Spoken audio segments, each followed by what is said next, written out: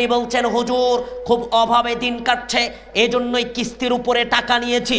আজকে যদি হাত উঠাতে বলি, সমাজের 95% মানুষ যারা হাত উঠাবে কিস্তির উপরে টাকা নিয়ে সংসার চালাচ্ছে, এই সমস্ত মানুষগুলোকে লক্ষ্য করে বলি ভাইজান হিসাব বড় জটিল ও কঠিন। আপনি বলছেন হুজুর আজকে খুব অভাবে কাটাচ্ছি, এর জন্য এই সুদের পন্থা অবলম্বন করতে হয়েছে। ও মুসলমান, আপনাকে লক্ষ্য করে কয়েকটা ঘটনা বলবো।